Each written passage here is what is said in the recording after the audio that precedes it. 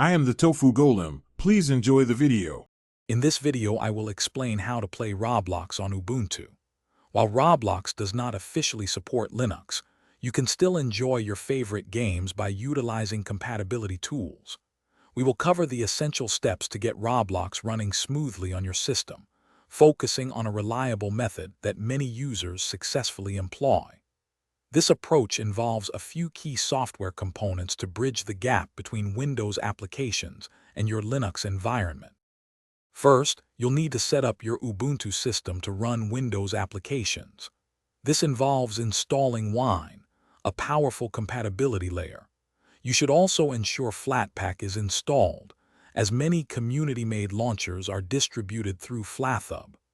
These installations are typically done via your system's terminal, using simple commands to add repositories and fetch the required software packages.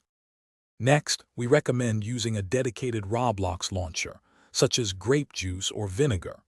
These launchers streamline the process by automatically configuring Wine and handling Roblox updates.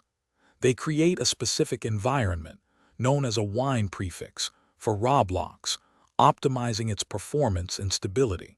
You can usually find these launchers on FlatHub, making installation straightforward after Flatpak is set up.